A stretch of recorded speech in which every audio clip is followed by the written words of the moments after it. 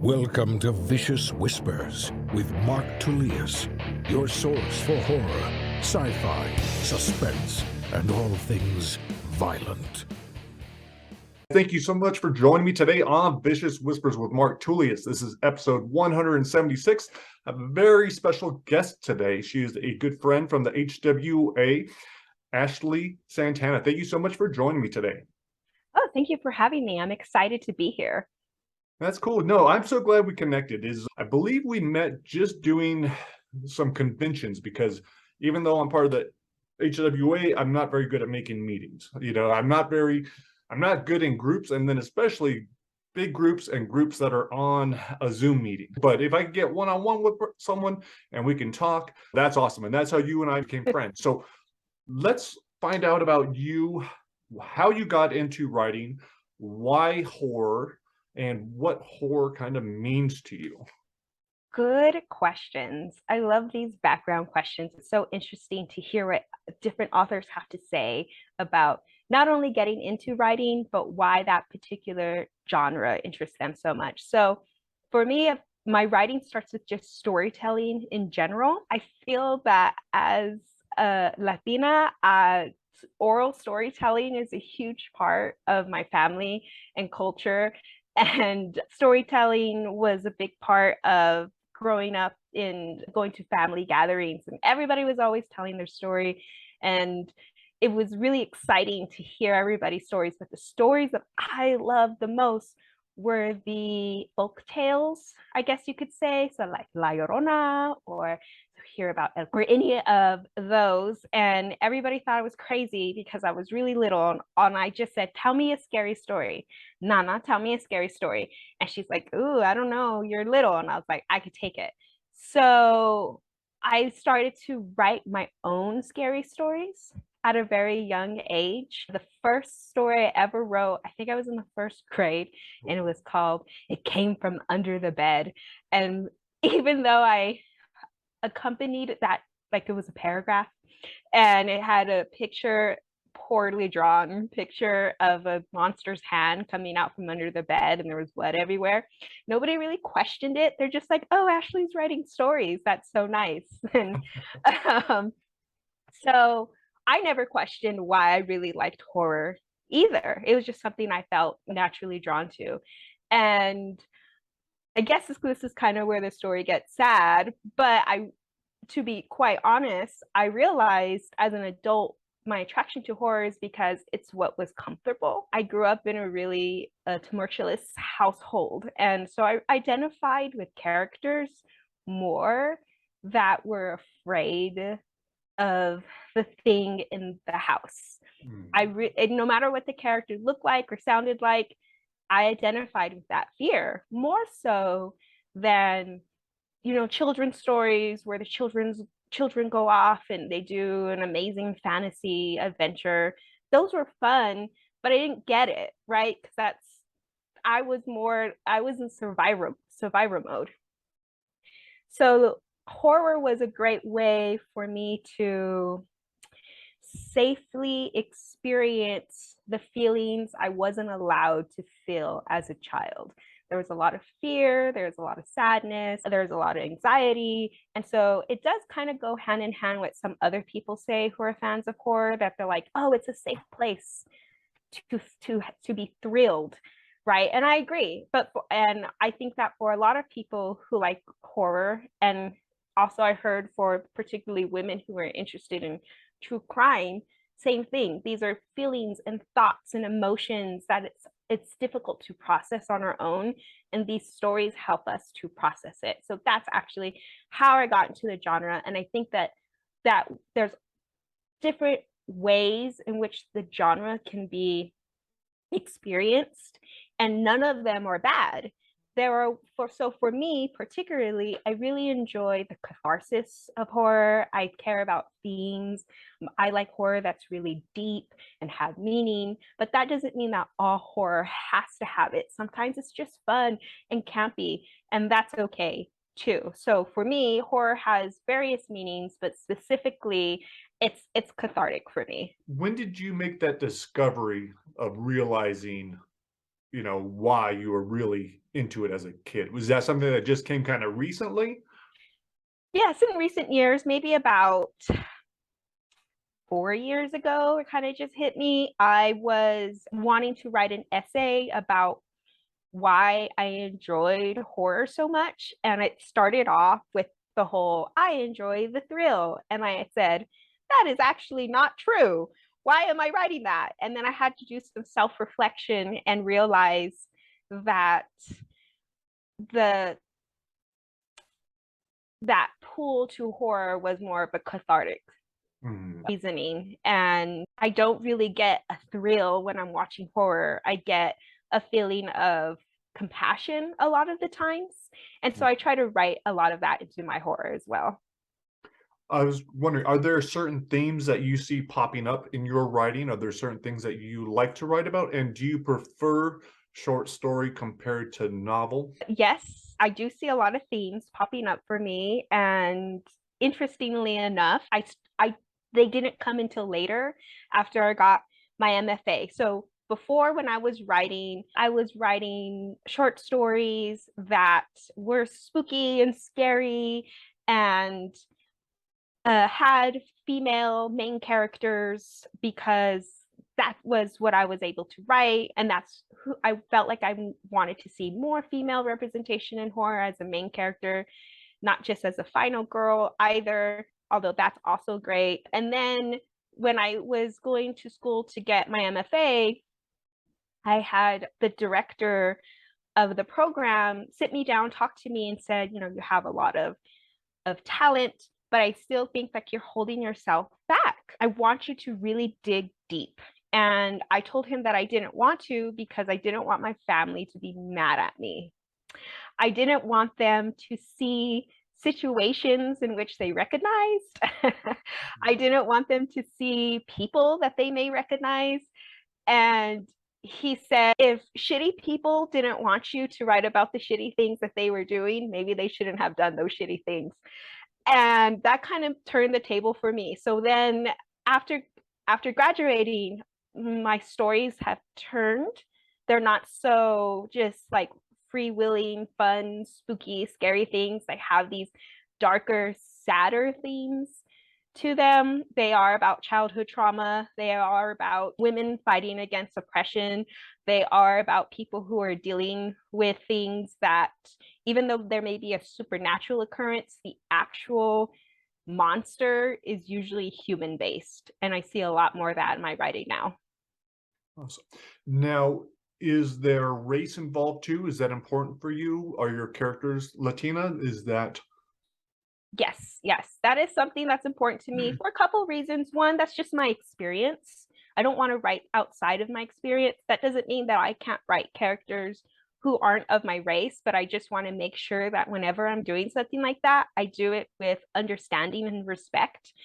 And so I do have other races in as characters too, and I try to do equal good and bad because that's just how people are. You're good or you're bad or you're gray or you're, I mean, really most people are just gray. And but a lot of my characters, if not all the main characters, have always been of Latin descent because that's just what I understand. And then also I feel like when it comes to representation, you need to have more than one of the same from the same group to have representation, because if you only have the one, that's when you fall into the token character category. But if you have at least two people from the same type of community, marginalized or not, then you can start expanding on them as different people. And that's really how you get representation, by having different people who are individuals. And that's important to me as well. So what else would you like to see happen in the writing community, horror community? It could be whatever. What other changes would be positive? Well, definitely with more representation, to have more characters who are acting off different from what is considered stereotypical. So more individualism, if that makes sense, for characters just to be themselves. But I also would like to see more people from marginalized communities, and it could be any kind of marginalized community. There's so many, unfortunately, taking the chance to get published, because it is a fight. When you're from a marginalized community, it is a fight to get published, and it's a fight for anyone to get published, marginalized or not. And I completely understand that. But there are certain degrees of this hierarchy, unfortunately, in publishing. And so while it's unfortunate that people from marginalized communities have to fight harder, I do want to see them. I do want to see more of them, because I feel like so many people just give up. It's too hard. Nobody wants to read my story. I'm going to tell you all right now, I want to read your stories. I want to read all your stories.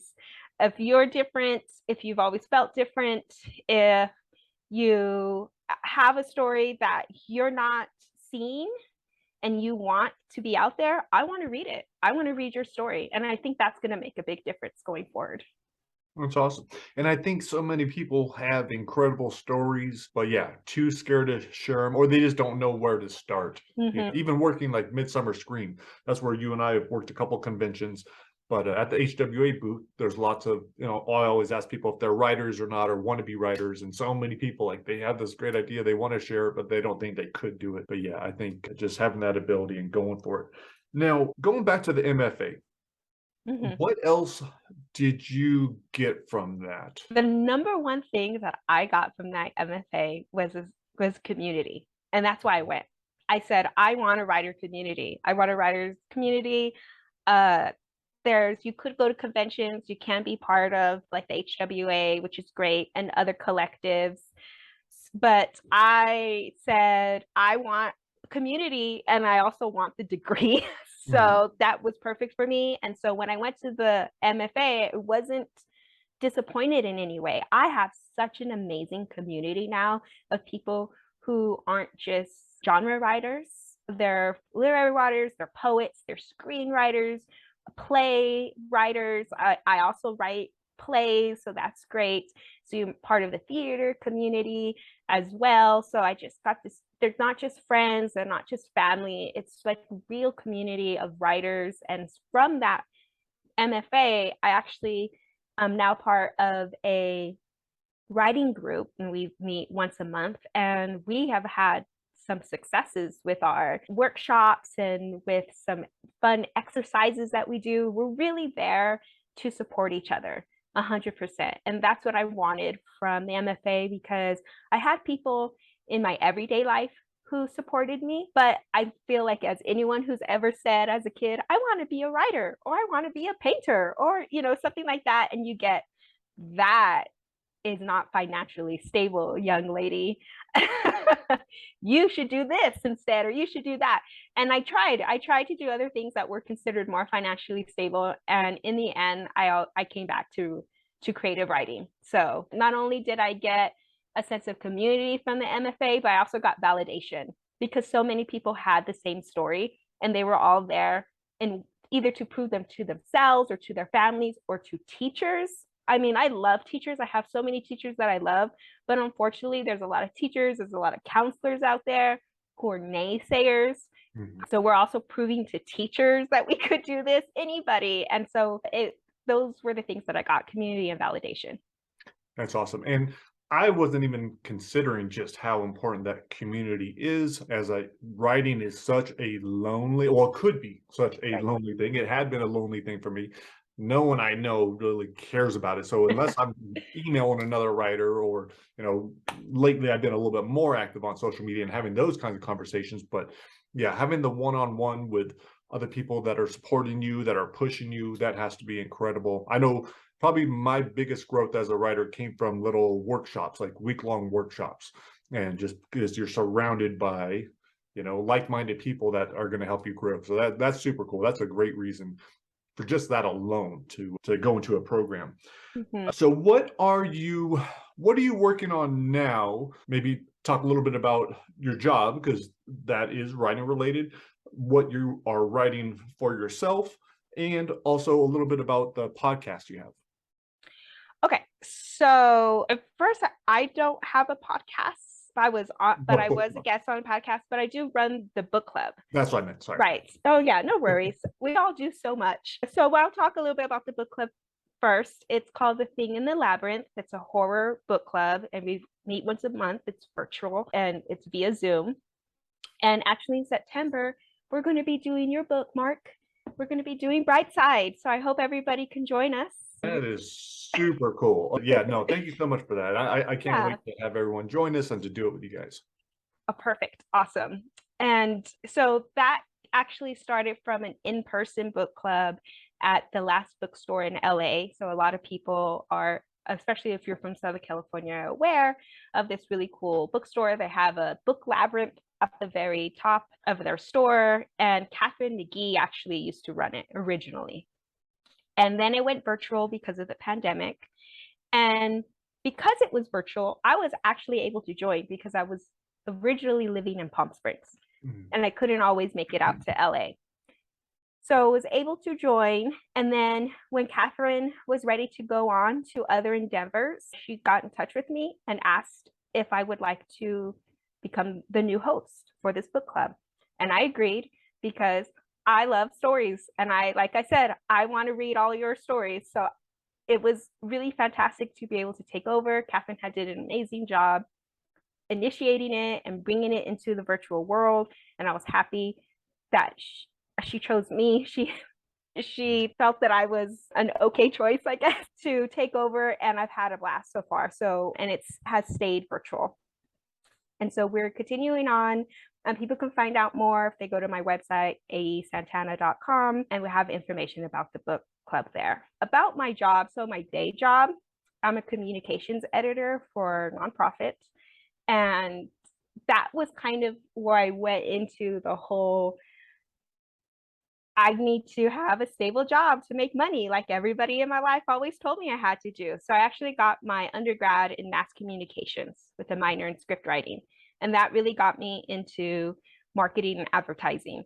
So that is actually really great because I meet so many authors and they're like, I wrote this book, now what? Especially if they're self-published. And I'm like, I work in marketing. You can ask me questions. So it's been really fun to interact with people in that way, to help other authors in that way, to give advice if they're interested in that at all.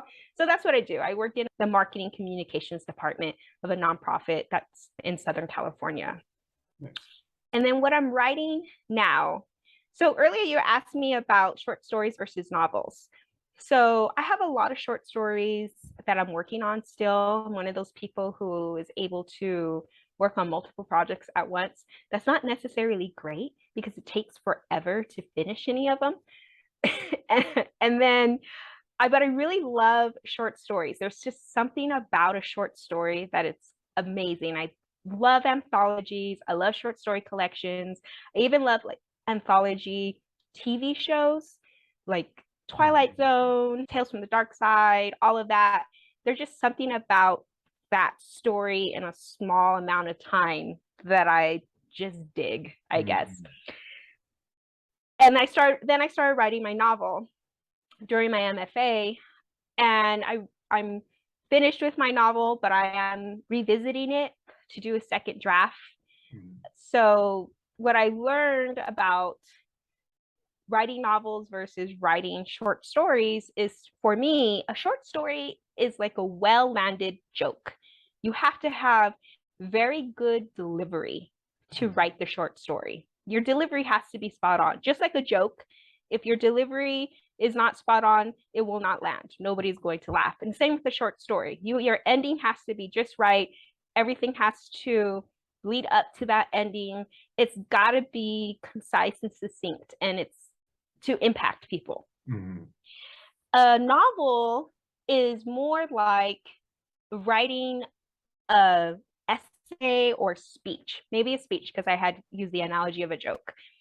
So when you're writing a speech, you have time to mull over the details. You have time to explain what you mean. You have time to get to know everybody. Everybody gets to know you during the speech. You have people's attention for longer than when you're just telling a joke.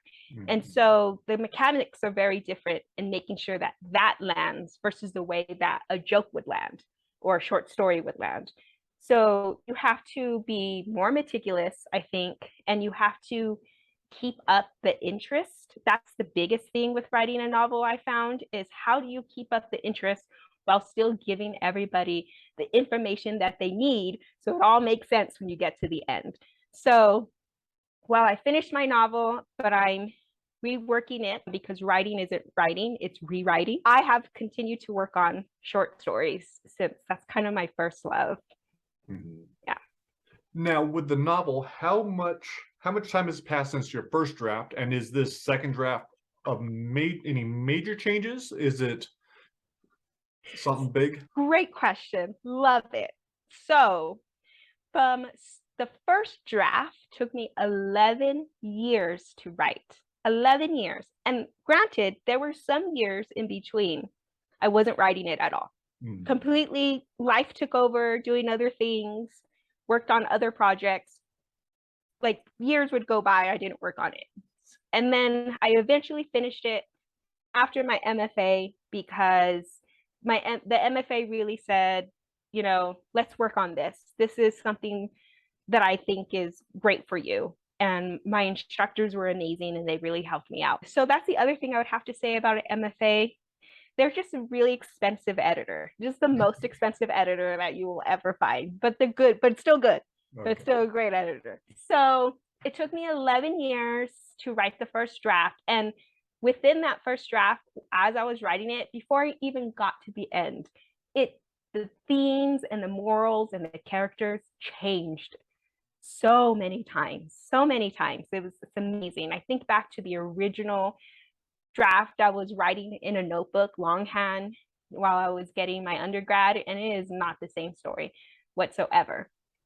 Yeah, because think about how much you've changed as a person in those 11 years, Uh, right? Exactly, 1,000% true. Yes, because it originally started as just a fun, dark fantasy type of story, and then it became even darker, and then it became about how healing your trauma, which was, as I said, cathartic. And I think I Mhm. needed to get that story out and many other stories like it before I can move on to other things and other themes. And if you look at Stephen King's library, a lot of his themes are the same.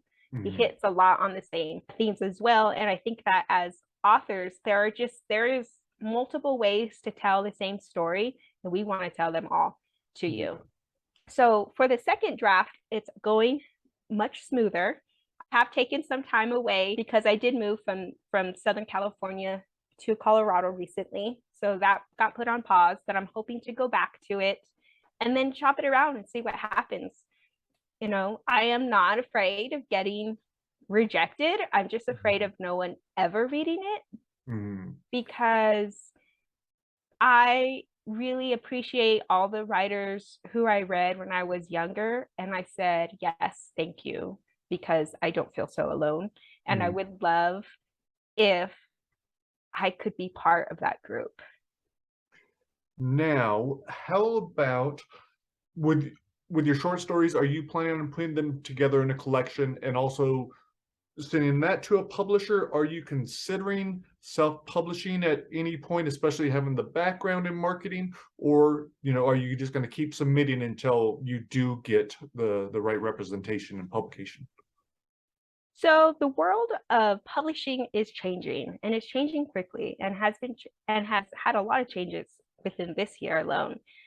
So a kind of a little bit of everything. I do want to eventually bring a group of my short stories together because I see that theme where they're all connected. And I'm like, oh, this could be a short story collection. That's cool. So that's something I want to do. I do want to try to get represented by a bigger publisher agency, but I also would like to do self-publishing because I think it's good for any job, not just writing, any job, to know the mechanics of it all. So I would love do self-publishing at some point. I'm not sure which one of my stories I would want to do that with. It all just depends. I have some short stories where I'm like, this thing is never gonna get published. It's weird, or it's too controversial or something like that. And I could just do it myself. There's a lot of people who self-publish and they have major success. And so it all just depends, really. Do people want to read your story? Probably. You just got to make sure it gets to them. So I feel that I could probably do okay, but we'll see. Who knows? I don't know. There's too many variables and you can't know them all. So try everything is what I say. And I'm guessing that no matter what, you would be writing anyhow. Yeah, I just love stories. And I know I've said that before, but it's really the truth. That's really where it all comes from, is how much I love stories, how much I love listening to other people's stories. And so I want to share my stories with them too. That's awesome. Well, you are about to do that because you recorded. And now, is it just part of your short story that you recorded? Yes, it's just part of my short story. Awesome. Yes. The short story is called Tasty Amy, and it was published in a horror anthology called Weird Ales, Another Round. And you can find a link to purchase that on my website, which is A.E.Santana.com. I publish under A.E.Santana, so people can go to my website and find all of my information there. There are some stories that are in print, and so you can purchase the anthologies, or there are links as well that you can go and read for free there too. So if you just go to the website, it has all the information that you need. Very cool. And you said the story is Tasty Amy? Tasty Amy. Yes. Very cool. I like the title. Well, thank you so much for joining me today. This has been awesome. I really appreciate you coming on, and I wish you the best. Thank you so much for having me. It's been great. I'm A.E.Santana, and this is an excerpt from Tasty Amy. Daisy sipped her water as Kimberly and Vanessa clinked their beer bottles together. Salud, Vanessa shouted. She and Kimberly downed their beers. Daisy leaned against the kitchen counter and watched her friends. We need chasers. Kimberly tore open Vanessa's fridge and found a bottle of mustard, one slice of cheese, and more bottles of beer. You don't have anything for shots? Vanessa slouched in her overpriced sequin blouse and hiked up her miniskirt. No, we'll just have to get them at the club. Kimberly made a face. She grabbed 2 more beers and shut the refrigerator door. She passed one of the beers to Vanessa. Ugh, club drinks are so expensive, though. Vanessa told me, Daisy said, that this is one of those roving clubs with a secret spot every night. This one is in some warehouse, Vanessa said. So the drinks are probably very expensive. Daisy sipped her water. Another reason why I don't drink. Vanessa rolled her eyes and popped open her beer. Kimberly smiled at Daisy. I'm going to get you to drink, she said. Just you wait and see. Don't bother with her, Kim, Vanessa said. Daisy is a lost cause, a child of straight edge and party poopers. She took a long drink of her beer. Daisy made a face. I'm tired of people thinking I'm weird because I don't drink or smoke or whatever. Because it is weird, Kimberly said. I just think the whole situation is a bit sketchy and we don't need alcohol mucking it up. Vanessa rolled her eyes. Don't start with that again. Last month, an abandoned church in Atlanta burned down, Daisy said. Police are saying that there was some crazy party going on in the basement. And before that was the arson at the club in Toronto. Maybe we shouldn't even go out. The doorbell chimed and a smile spread over Vanessa's face. No more of that. The party has arrived. At least the person who will buy us drinks at the bar. She slipped away to answer the door. Daisy and Kimberly heard her from the other room. Noah, Vanessa said. We're in the kitchen pre-partying. Ugh, Daisy put her glass down. She crossed her arms. I hate Noah. Why? Because he's a cute guy that wants you? Kimberly took another drink. You really are being a party pooper tonight. Daisy stared down at her nude pumps. The heels were already hurting her feet. I know, I'm sorry. I had a weird feeling about tonight, but Vanessa wouldn't let up on the phone. So here I am. Yep, you're here. And now she feels guilty and is taking it out on you, Kimberly said. Classic Vanessa. Do you really think it's dangerous to go out tonight with, all that stuff you said? Classic Vanessa, Daisy thought. only you knew the Vanessa I do, then fun would be the least of your worries. I'm sure it'll be fine. Daisy gave Kimberly a week. Besides, I'll be there to take care of all of you. Are you going to have fun? Kim asked. Yes. Promise? Kim stared at her with big eyes. Yes, I promise. Kimberly hid her smile with a swig of her beer. Good. As Vanessa and Noah entered the kitchen, Noah placed himself next to Daisy. Vanessa grabbed a beer from the fridge and handed it to him. Here, Vanessa said, drink this. We gotta be drunk before we get to the club. Why do you have to be drunk? Daisy asked. Kimberly shot her a look. Vanessa flipped her dark hair away from her face. Because I'm not paying $12 for a drink.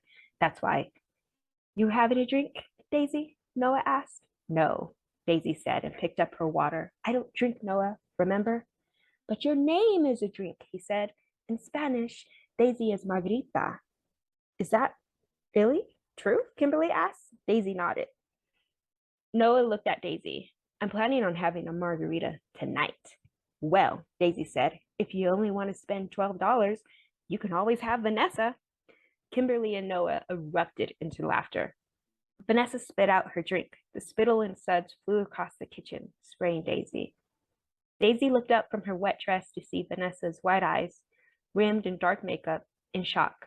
She stared at Daisy with a mix of apology, horror, spite, and a look worse than her whining on the phone.